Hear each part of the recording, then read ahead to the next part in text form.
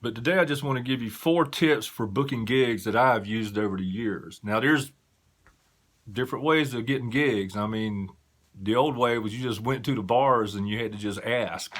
And that's the way we did it back in the old days. We'd get in a car on the weekend and during the week, and we'd just drive to every bar that we could find and ask if we could play. And most of the time we'd get a gig because back then, you would play mostly Thursday, Friday, and Saturday nights.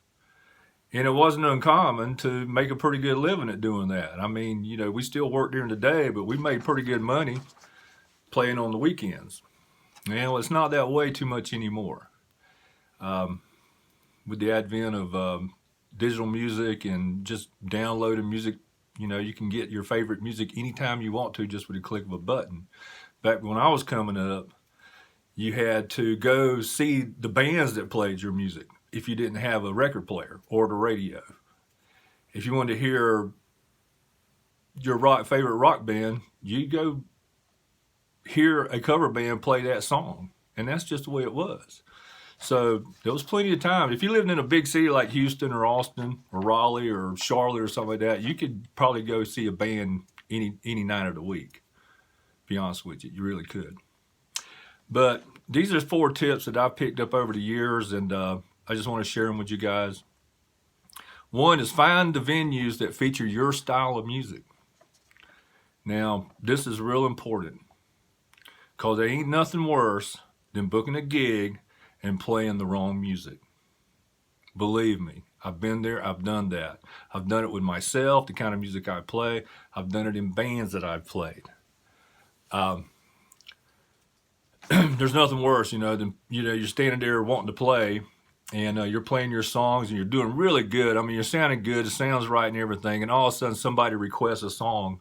They request a song of something you do not know how to play. And I'll give you an example.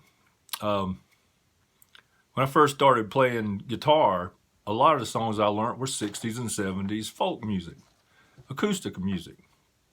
It wasn't until I was about 18 when I started really getting into electric guitars and playing in bands.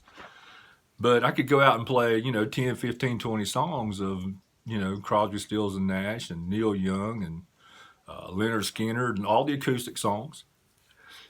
But, I was playing these 60s and 70s songs, but people were requesting the latest country songs. Can you play this and can you play that? And I couldn't play them because I didn't know them. Needless to say, I was never asked back to those gigs, to play those gigs again until later in bands and stuff where I had learned country songs. So do your research, man. Do your research on the local areas that play music, the venues in your area. We have a magazine here in Asheville, North Carolina that's called Mountain Express. Not sure if it's still in business or not, but it probably is. But they always list local events and places where the music's going on throughout, several counties in the area, all around the Asheville area. And you can go visit these places and listen to what they're doing. Now, granted, there's a lot of bluegrass in the mountains, so you're going to hear a lot of bluegrass playing and a lot of country. But believe me, there's still some good venues where you can go hear some original music that people write, good folk, good classic rock and stuff like that. So if you have in your area, if you don't live in the Asheville area and you live wherever you live at, look up for this magazine that they have or something that's put out weekly of all the music in your area, and look them up and visit those gigs. Number 2, after finding venues to play, I would call those areas, call those venues. And better than that, I would visit them, to see exactly what kind of music they're playing.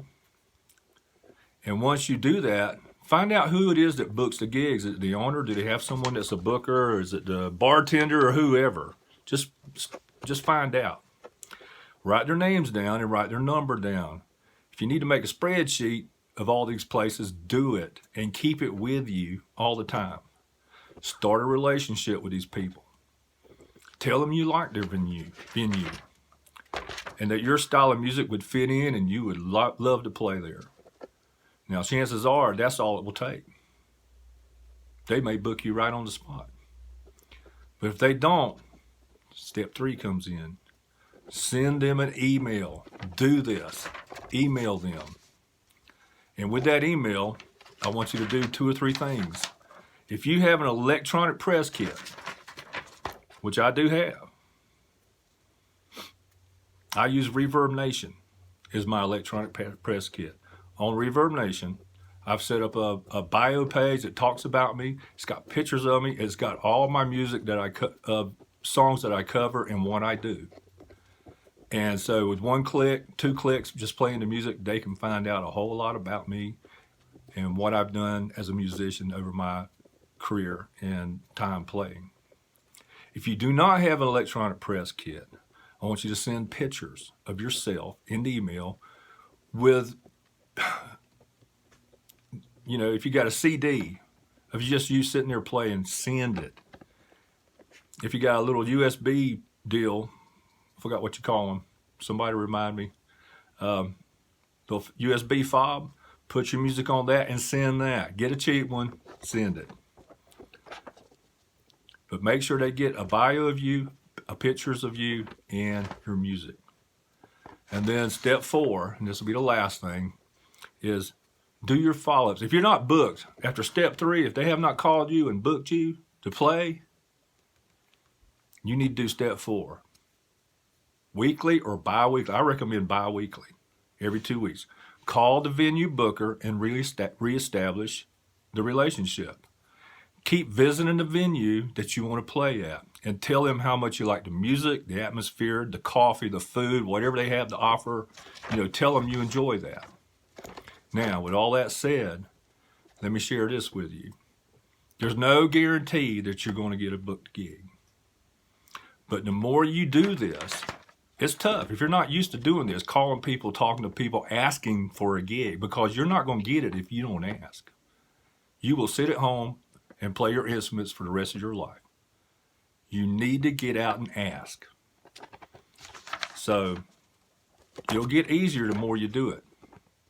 And you'll get comfortable with it. And you'll learn what not to do and what to do. But these are the places where you learn. These small clubs, these small coffee shops, these small venues. These are the places where you learn to be a musician. And you learn the business side of it.